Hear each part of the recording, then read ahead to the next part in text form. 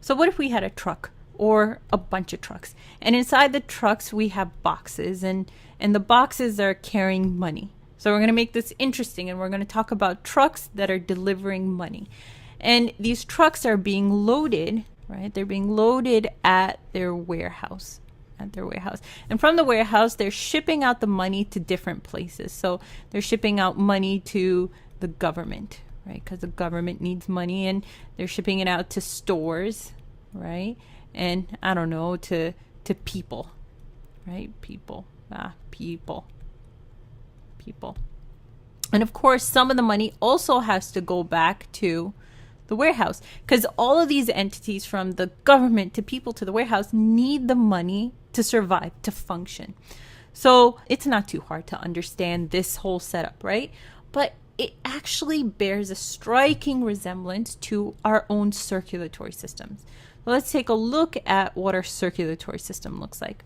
Well, in our blood, instead of having trucks, we have red blood cells. So that's these things over here.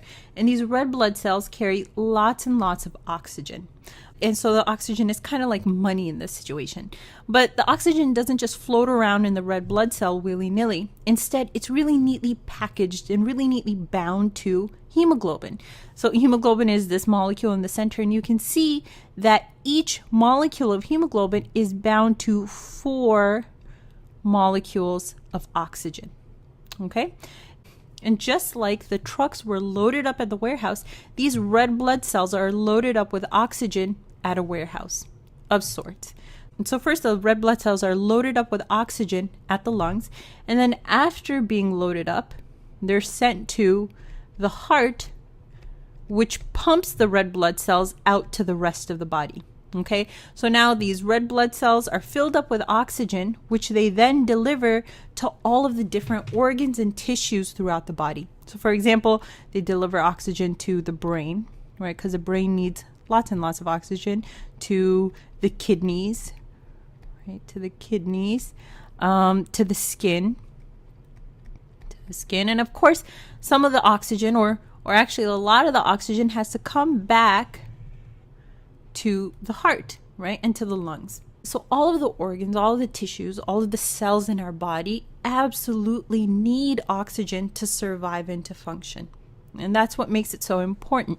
So that's what the circulatory system is all about. But let's talk about the topic of this video. We were supposed to talk about anemia.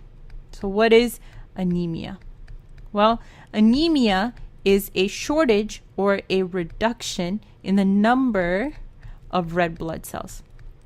So there aren't as many red blood cells in the body as we need. And as you can imagine, this leads to a decrease in the oxygen delivery to tissues.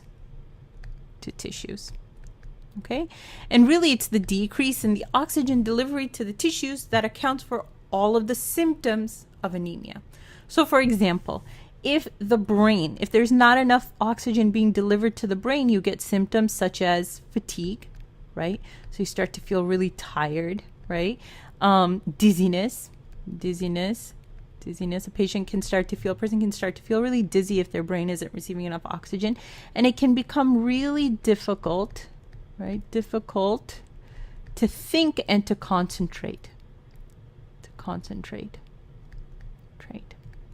Okay, what about if the heart doesn't receive enough oxygen, right? Well, that leads to chest pain. And as you can imagine, chest pain really starts to occur in situations where the heart is working harder than it usually does. So situations such as exercise, because when we exercise, our heart beats not only faster, but it beats stronger than it does at rest. And that means that the heart needs more oxygen than it does at rest. So if the person who's exercising also suffers from anemia, right, in which there's a reduction in the number of red blood cells and a reduction in the oxygen being delivered to the heart, that can precipitate an episode of chest pain.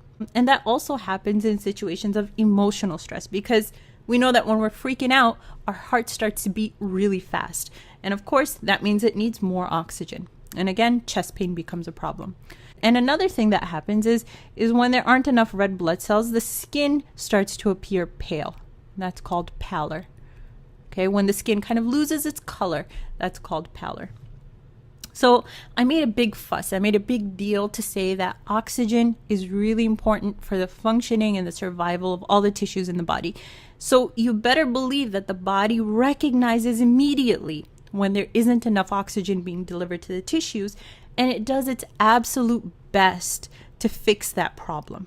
Okay, and it does that in a bunch of different ways. And I think that's a lot easier to understand if we go back to this truck analogy.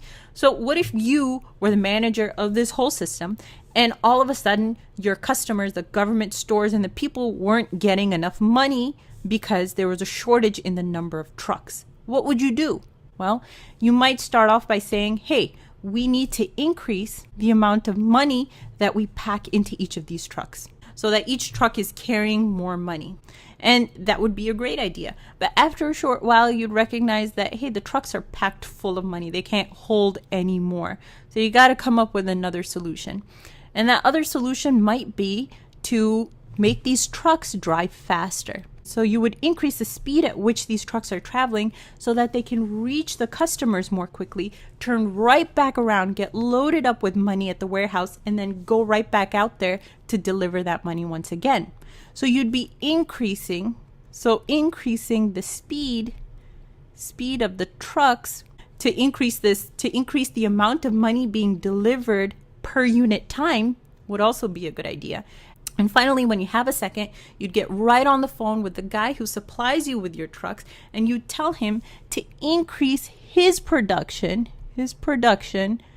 of trucks, so that and send them your way so that you can address the problem at the source, right? Well, that's exactly how our body deals with the situation of anemia. So first, it addresses the issue by increasing the amount of oxygen that's brought into the body. How can we possibly do that? Well, we can do that by breathing faster, or increasing our respiratory rate, or the rate at which we breathe. Okay? Second thing that the body does is it says, hey, let's pump out these red blood cells from the heart faster so that they can deliver the oxygen to the tissues, come right back, get loaded up in the lungs, and then get pumped out again. Okay, so the heart says, I'm going to send these out with a greater velocity. I'm going to pump faster. I'm going to increase the heart rate. Okay, and then finally, the body tries to address the issue at its very core. It tries to increase red blood cell production to sort of counteract the anemia. And we'll talk a little bit more later about how that's possible, how you can go about increasing red blood cell production and whether that works or not, whether the body responds by making more red blood cells or not.